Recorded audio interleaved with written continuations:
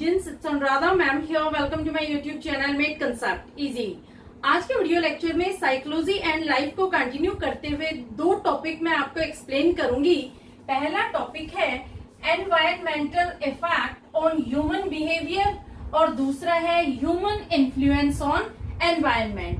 देखो, दोनों ही टॉपिक बहुत इंपॉर्टेंट है, दोनों ही टॉपिक बेसिस हैं इस चैप्टर के कि किस तरह से एनवायरनमेंट का ह्यूमन के बिहेवियर पर इफेक्ट पड़ता है और दूसरा ह्यूमन के बिहेवियर की वजह से एनवायरनमेंट पर क्या इफेक्ट पड़ता है। ये दोनों ही टॉपिक आज मैं आपको डिटेल में एक्सप्लेन करूंगी। देखो, इस वीडियो लेक्चर को मैंने दो पार्ट में डिवाइड किया है।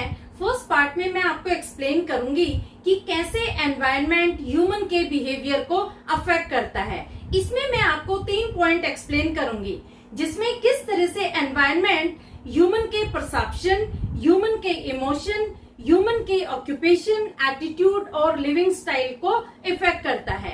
सेकेंड पार्ट में मैं आपको डिटेल में एक्सप्लेन करूंगी कि किस तरह से ह्यूमन के बिहेवियर की वजह से एनवायरनमेंट पोल्यूटेड हो रहा है। क्लियर? तो देखो, बहुत इंपॉर्टेंट टॉपिक है ये। पूरा वीडियो लेक्चर स्टार्टिंग से एंड तक फुल कंसंट्रेशन के साथ देखना ताकि आपका कोई भी की पॉइंट मिस ना हो। तो सबसे पहला पॉइंट लेते हैं, environmental influence on perception. A tribal society of Africa lives in circular huts. They show less error in geometrical illusion. The Muller layer illusion than people from cities living in houses with angular walls. देखो, जो environmental influence है perception पर, इसे एक example से समझाया गया है कि किस तरह से एनवायरनमेंट ह्यूमन के परसेप्शन पर इफेक्ट डालता है। देखो, 11th क्लास में आप लोगों ने मुलर लेयर इल्यूजन पढ़ा होगा। इस इल्यूजन में क्या है कि जो लोग अफ्रीका में ट्राइबल सोसाइटी में रहते हैं, वो सर्कुलर हट्स में रहते हैं, वो लोग लेस एरर शो करते हैं ज्योमेट्रिकल परसेप्शन में than people living in cities in houses with angular walls. उन लोगों के कंपैरिजन में जो लोग शहरों में रहते हैं और उनके घर एंगुलर वॉल से बने हुए हैं। तो एनवायरनमेंट हमारे परसेप्शन को डिटरमाइन करता है कि हम किस तरह के एनवायरनमेंट में रहते हैं, उसके अकॉर्डिंग ही हमारा परसेप्शन बन जाता है। इसका देखो, आपको एक सिमिलर एग्जांपल देती हूँ। आप सपोज राइस परचेज करने जाते हैं तो आपको वहां पर वैरायटी ऑफ राइस दिखाए जाते हैं, लेकिन आपके लिए सारे राइस एक जैसे हैं, आप उनमें से डिफरेंशिएट नहीं कर सकते। लेकिन जो शॉपकीपर है वो इजीली डिफरेंशिएट कर सकता है वैरायटी ऑफ राइसेस में कि कौन सा सेला राइस है, कौन सा बासमती है, कौन सा मोगरा है, कौन सा वाइल्ड राइस है। तो उसको सारी वैरायटीज ऑफ राइस पता है। तो ऐसा क्यों होता है? क्योंकि उसके एनवायरनमेंट में डेली एक्सपोजर होता है वैरायटी ऑफ राइस का और आपके सामने इस तरह का कोई स्टिमुलस प्रेजेंट नहीं होता। तो जब तक हमारे सामने कोई स्टिमुलस प्रॉपरली एक्सपोज नहीं होता है तो हम डिफरेंसेस को परसीव नहीं कर पाते हैं। तो यही मुलर लेयर इल्यूजन में भी बताया गया है कि जो लोग अफ्रीका में सर्कुलर हट्स में रहते हैं उनके ज्योमेट्रिकल इल्यूजन बहुत कम होते हैं, उन लोगों को बहुत कम कंफ्यूजन होता है ज्योमेट्रिकल परसेप्शन में। जबकि जो लोग सिटीज में एंगुलर वॉल से बने हुए हाउसेस में रहते हैं उनके ज्योमेट्रिकल परसेप्शन में मिस्टेक होने के चांसेस ज्यादा होते हैं। तो जैसे एनवायरनमेंट में हम रहते हैं उसके अकॉर्डिंग ही हमारा परसेप्शन बन जाता है। सेकेंड पॉइंट आता है environmental influence on emotion. Watching beautiful and peaceful nature in any form provide us joy, but natural disaster affect people's emotion to an extent that they experience deep depression and sorrow and sometimes PTSD. देखो, environment किस तरह से लोगों के emotion को influence करता है। Watching peaceful and beautiful nature in any way provide us Joy. अगर हम पीसफुल नेचर को देखते हैं, जैसे क्वाइट फ्लोइंग रिवर को देख रहे हैं, अगर हम स्माइलिंग फ्लावर्स को ऑब्जर्व करते हैं तो इनसे हमें खुशी मिलती है, जॉय मिलता है, हैप्पीनेस मिलती है। लेकिन अगर वो एक्सपीरियंस करते हैं नेचुरल डिजास्टर जैसे फ्लड है, सुनामी है, अर्थक्वेक है, ड्रॉट है, लैंडस्लाइड है, तो वो अफेक्ट करते हैं लोगों के इमोशन पर नेगेटिव, क्योंकि लोग उन्हें कंट्रोल नहीं कर पाते हैं, वो हेल्पलेस होते हैं, नेचुरल डिजास्टर्स को कंट्रोल नहीं कर पाते। इस वजह से उन्हें दुख होता है और वो डीप डिप्रेशन में चले जाते हैं। और कई बार तो लोगों को पीटीएसडी की प्रॉब्लम हो जाती है। पीटीएसडी की फुल फॉर्म है पोस्ट ट्रॉमेटिक स्ट्रेस डिसऑर्डर। जो लोग ट्रॉमा एक्सपीरियंस करते हैं वो इस इफेक्ट को इजीली नहीं भुला पाते हैं, क्योंकि जो ट्रॉमा एक्सपीरियंसेस के इफेक्ट होते हैं ये लॉन्ग लास्टिंग होते हैं। उन्हें नाइटमेयर्स आते हैं, फ्लैशबैक होता है और उनकी लाइफ डिस्टर्ब हो जाती है, वो डिप्रेशन में चले जाते हैं और इस तरह से उन्हें पोस्ट ट्रॉमेटिक स्ट्रेस डिसऑर्डर हो जाता है। तो ये किस वजह से हुआ? ये हुआ एनवायरनमेंट के इन्फ्लुएंस की वजह से। जिस नेचुरल एनवायरनमेंट को ह्यूमन कंट्रोल नहीं कर पाता, वो हेल्पलेस होता है। उस एनवायरनमेंट की वजह से कई बार उसे ट्रॉमेटिक इवेंट्स झेलने पड़ते हैं और उसकी वजह से उसे पोस्ट ट्रॉमेटिक स्ट्रेस डिसऑर्डर हो जाता है। तो देखो, यहाँ हम लोगों ने देखा कि किस तरह से एनवायरनमेंट हमारे इमोशन पर इफेक्ट करता है। अगर नेचर काम एंड क्वाइट है तो हमें हैप्पीनेस मिलती है, और अगर नेचर डिजास्टर्स है तो हमें डिप्रेशन होता है, एंजाइटी होती है और पोस्ट ट्रॉमेटिक स्ट्रेस डिसऑर्डर हो जाता है। और इसका थर्ड पॉइंट आता है environmental influence on occupation and living style. Natural environment determines the occupation of people living there. People from rural areas choose agriculture, while people from cities choose industries. Agricultural people depend on collective efforts, so they have cooperative attitude. They are more fatalistic, depend on nature like monsoon, while industrial people have independent thinking and attitude of competitiveness. देखो, इसका मतलब क्या हुआ कि environment determine करता है लोगों के ऑक्यूपेशन को, उनके एटीट्यूड को और उनकी लिविंग स्टाइल को। जो लोग फॉरेस्ट एरिया में रहते हैं, माउंटेन रीजन में रहते हैं, डेजर्ट में रहते हैं, उनका ऑक्यूपेशन यूजुअली होता है हंटिंग एंड गैदरिंग, क्योंकि वहाँ की जो लैंड होती है वो फर्टाइल नहीं होती है। उन लोगों का मेन ऑक्यूपेशन हंटिंग और गैदरिंग ही होता है।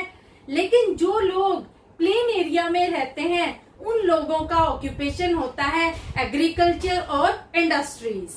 तो किस तरह से एग्रीकल्चर और इंडस्ट्रीज में भी लोग एक दूसरे से वेरी करते हैं, किस तरह से एनवायरनमेंट डिटरमाइन करता है उनकी लाइफस्टाइल को, उनके एटीट्यूड को, ये मैं आपको पॉइंट्स में बता रही हूँ। देखो, जो लोग रूरल एरियाज में रहते हैं उनका मेन ऑक्यूपेशन होता है एग्रीकल्चर, बल्कि जो लोग सिटीज में रहते हैं उनका मेन ऑक्यूपेशन होता है इंडस्ट्रीज। ये फर्स्ट पॉइंट बन जाएगा दोनों के डिफरेंस का। अब देखो, जो लोग एग्रीकल्चर एरियाज में रहते हैं वो डिपेंड करते हैं कलेक्टिव एफर्ट्स पर, इसलिए उनका एटीट्यूड बन जाता है कोऑपरेटिव। बल्कि जो लोग इंडस्ट्रियल एरियाज में रहते हैं उनका एटीट्यूड होता है कॉम्पिटिटिवनेस का। इसके साथ साथ एक और पॉइंट बन जाएगा, जो लोग एग्रीकल्चर एरियाज में रहते हैं वो मोर फेटलिस्टिक होते हैं, क्योंकि वो नेचर पर डिपेंडेंट होते हैं, मॉनसून पर डिपेंडेंट होते हैं।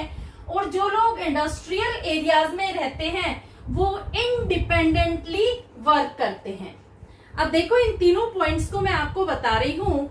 जो लोग गांव में रहते हैं उनका मेन ऑक्यूपेशन होता है एग्रीकल्चर। तो जब लोग एग्रीकल्चर वर्क करते हैं तो वो मिलजुल के काम करते हैं, इस वजह से उनका एटीट्यूड कोऑपरेटिव बन जाता है, हेल्पिंग नेचर बन जाता है। लेकिन इंडस्ट्रियल एरियाज में लोगों का कोऑपरेटिव नेचर नहीं होता, बल्कि उनका कॉम्पिटिटिव नेचर होता है। यहाँ पर एक दूसरे से compete करते हैं, हर इंसान का मोटिव होता है कि वो आगे बढ़े।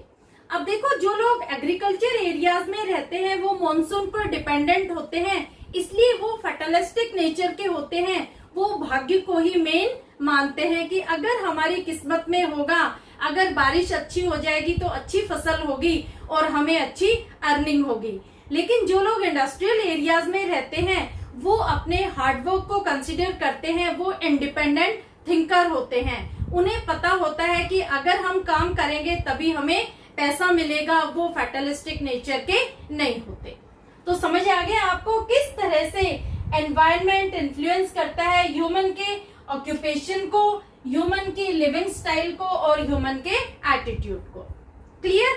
अब मैं आपको सेकंड पार्ट बता रही हूँ, ह्यूमन इन्फ्लुएंस ऑन एनवायरनमेंट।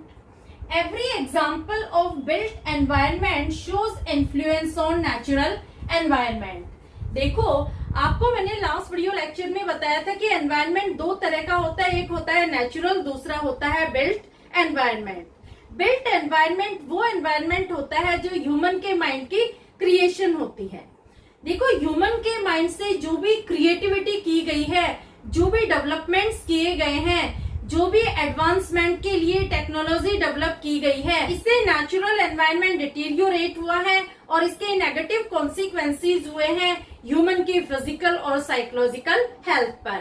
तो ये मैं आपको डिटेल में बता रही हूँ कि किस तरह से ह्यूमन का बिहेवियर इन्फ्लुएंस करता है एनवायरनमेंट को।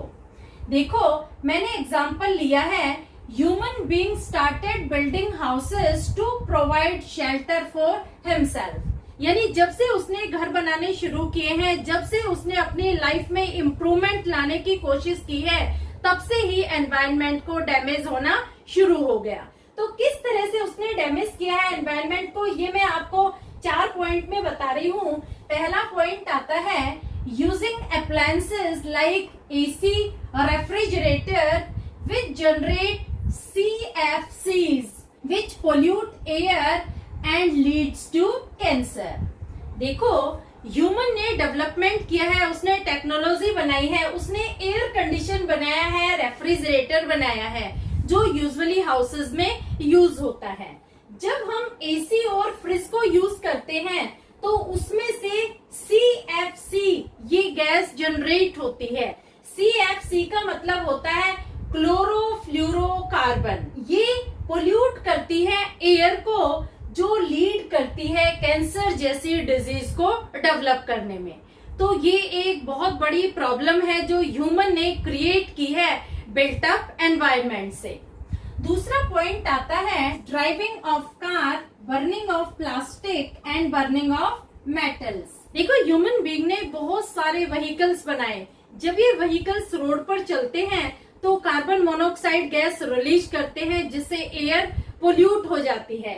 इसी तरह से जब प्लास्टिक को या मेटल को बर्न किया जाता है तो वो भी एयर को पोल्यूट करता है, और जब इस पोल्यूटेड एयर को हम ब्रीथ करते हैं तो अस्थमा जैसी बीमारियों की पकड़ में आ जाते हैं। तो ये क्या है, ये बिल्ट अप एनवायरनमेंट की वजह से नेचुरल एनवायरनमेंट को पोल्यूट किया गया, और उसका फाइनल रिजल्ट क्या हुआ कि ह्यूमन की हेल्थ फिजिकली और साइकोलॉजिकली डैमेज हो रही है।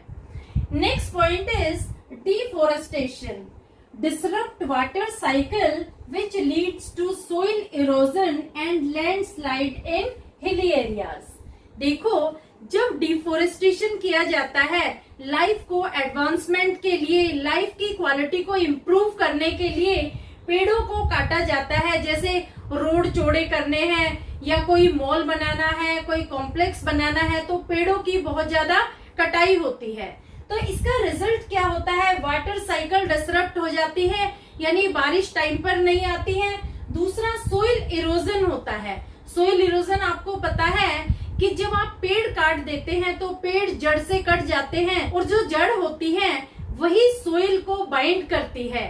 जब जड़ आप पेड़ की निकाल देते हैं तो सोइल लूज हो जाएगी, और बारिश आने पर जो अपर लेयर है वो बहकर निकल जाती है, यानी जो सोइल की फर्टिलिटी है वो खत्म हो जाती है। और इस वजह से लैंडस्लाइड भी होती है हिली एरियाज में। जब पेड़ों की जड़ निकाल दी जाती है तो हिली एरियाज में लैंडस्लाइड के बहुत ज्यादा केसेस बढ़ रहे हैं। तो ये क्या है, ये बिल्ट एनवायरनमेंट का नेगेटिव इम्पैक्ट हो रहा है नेचुरल एनवायरनमेंट का, और जिसके कॉन्सिक्वेंसेस ह्यूमन को खुद ही भुगतने पड़ रहे हैं। And last point is dumping industrial waste in river which affect aquatic life and unfit for drinking. देखो, जब इंडस्ट्रियल वेस्ट को डंप किया जाता है रिवर में या फिर सीज एरियाज में, तो वहां पर जो एक्वेटिक लाइफ है वो खत्म हो जाती है, वो पानी अनफिट हो जाता है ड्रिंकिंग के लिए, वो पॉइजनस हो जाता है। इवन एनिमल्स भी जब उस वाटर को ड्रिंक करते हैं तो उनकी डेथ हो जाती है। तो इस तरह से ये सारे पॉइंट्स हैं, 4 पॉइंट मैंने आपको बताए हैं जो ह्यूमन का इन्फ्लुएंस है एनवायरनमेंट पर। अब देखो, इन चारों पॉइंट से क्या साइकोलॉजिकल मैसेज निकलता है। Human made technology to improve his quality of life, but in reality he is worsening his life. देखो, जो ये 4 पॉइंट मैंने आपको एक्सप्लेन किए हैं, इन चारों पॉइंट का एक ही रिजल्ट निकलता है, एक ही कॉन्सिक्वेंस आता है। वो क्या है कि ह्यूमन ने अपनी लाइफ की क्वालिटी को इम्प्रूव करने के लिए टेक्नोलॉजी बनाई है, एडवांसमेंट किया है, लेकिन वास्तव में वो अपनी लाइफ की क्वालिटी को वर्स्ट बना रहा है, डिटीरियोरेट कर रहा है, डैमेज कर रहा है। देखो, जब ह्यूमन कंट्रोल करना चाहता है एनवायरनमेंट पर, वो एनवायरनमेंट को अपने अकॉर्डिंग मॉडिफाई करना चाहता है, डिजाइन करना चाहता है, तो ह्यूमन तो उसे कंट्रोल नहीं कर सकता, लेकिन एनवायरनमेंट ह्यूमन को फिजिकली और साइकोलॉजिकली टोटली डैमेज कर देता है। क्योंकि जब एनवायरनमेंट के साथ छेड़छाड़ की जाती है तो एनवायरनमेंट नेचुरल डिजास्टर्स के रूप में आता है, वो लोगों की लाइफ को टोटली डिटीरियोरेट कर देता है। लोग फिजिकली भी परेशान हो जाते हैं और साइकोलॉजिकली भी वो डैमेज हो जाते हैं। तो ये था इस टॉपिक का explanation, human influence on environment. Hopefully दोनों ही टॉपिक आपको अच्छे से क्लियर हो गए होंगे। आगे का टॉपिक मैं आपको नेक्स्ट वीडियो लेक्चर में बताऊंगी। Please like my video lecture, share it with your friends, subscribe my channel. और देखो, जो ये नोट्स मैंने यहाँ डिस्क्राइब किए हैं, इन नोट्स के लिए आप मेरे टेलीग्राम ग्रुप को ज्वाइन कर लेना। लिंक मैं आपको डिस्क्रिप्शन बॉक्स में दे दूंगी। Thank you so much.